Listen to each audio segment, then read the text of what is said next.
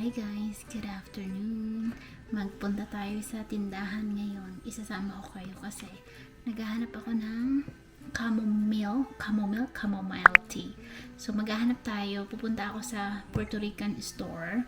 Isasama ko kayo sa Puerto Rican store and mag-explore ta. Isama ko na rin si Casey kasi wala man siyang kasama dito. Gusto niya mag-ride around and mag-stop ako dun sa kaibigan ko kay bigyan ko siya ng kasaba cake. Nagluto kasi ako ng kasaba. So, bibigyan ko siya. Daanan siya natin first and then mag-head tayo sa store. Palit na lang ako ng damit. Hindi ako comfortable dun sa suot ko. So, magputi na lang ulit ako. Mas okay kasi yung pagputi. Ano siya? Hindi siya mainit. Tsaka comfortable. Comfortable siya.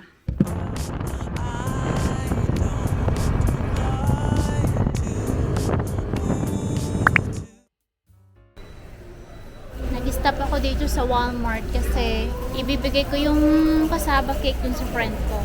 So, inaantay ko lang siya. Tapos, tsaka tayo pumunta sa Puerto Rican store. Andito na si Ruth. Andyan siya. Magkita tayo sa Monday. Nasa si Alex. Hanapin ko siya sa morning. Thank you, Sandra. Gamitin mo na ang card. Hindi ko na kailangan. Thank you, Nandiyan na thank yung you. sombrero. Okay lang. Kay Sige na, babae. Ano? Mana siya, no? Okay lang. ano naman kung luma? Bye-bye.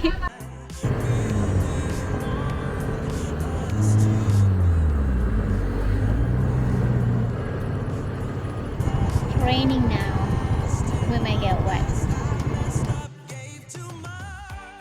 Dalawa yung titingnan namin na tindahan. Hermano and Econo.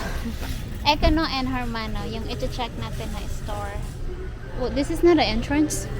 Parang ano to, parang Costco or Sam's. Yung makakabili ka ng malalaking stuff. O bulk. Pwede kang bumili. Saan ba yung spices? Super huge nitong area.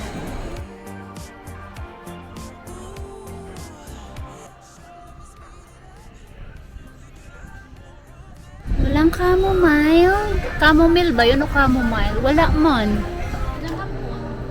Nuts, peanuts. Bili kami nitong walnuts. Parang Costco lang to siya. Kinuha nila sa Costco. Tapos binibinta nila dito. Kasi yung brand is Costco. Pero ito yung name ng store is hindi siya Costco. Ano siya? Puerto Rican store siya.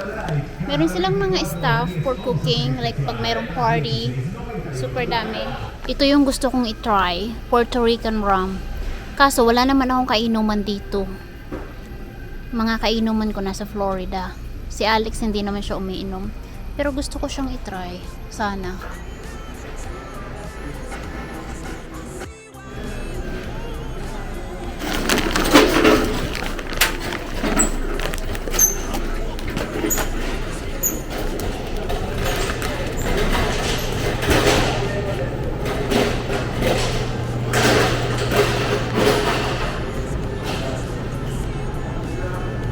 Puro mga naka-box. Tingnan niyo ang lalaki ng sibuyas. Ito yung patatas. Super huge.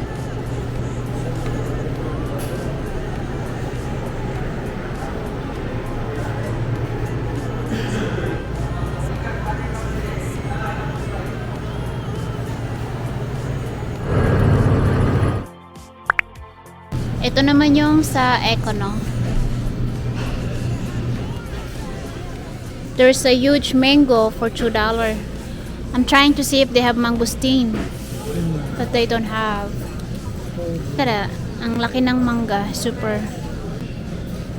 Dami nila ditong prutas and gulay. Yeah.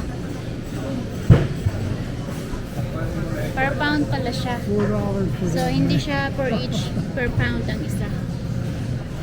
Mahal niya. Ito, mandarinas, $2.49 per pound. Tapos this one, orange navo, how much is it? $2.29 a pound siya. Mahal talaga dito sa isla. Expensive here because this is an island. You got some money. You got $2,000 in your account. $2,000? I do? Probably. I'm gonna have a lot of money. I don't want to spend it. I don't want. Nasaan na ba yun? Hinahanap ko yung spices.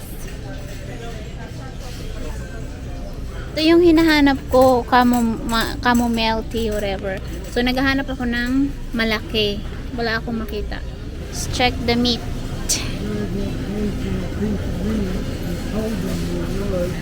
Oh yeah, I need to get him a treat. It looks very clean. Very clean. $3.99 a pound of ground beef. Let me see. Oh, not bad.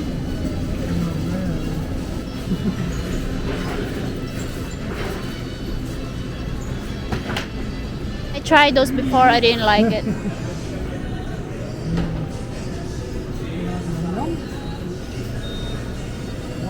Mayroon silang rambutan. Tingnan nyo. Very old man na siya. Nobody's buy it. $5 a pound. Chamomile? Which one? Either way, I don't know.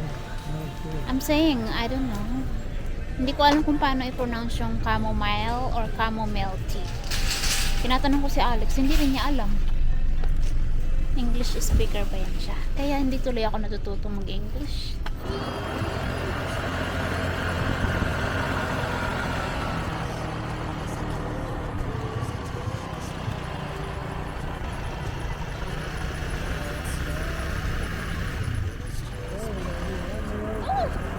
That lady, she's so close to us.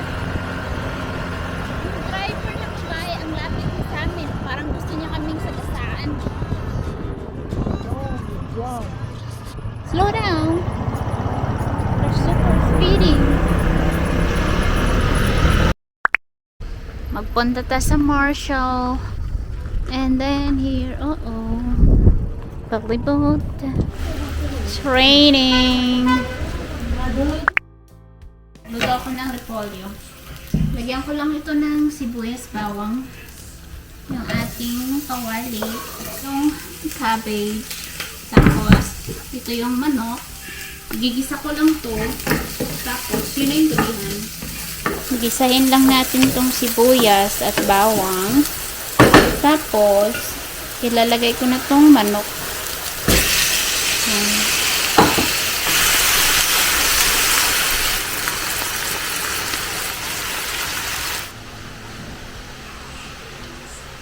His wife, Nicholas Nicolosi, they talked about each shoe filled with fentanyl.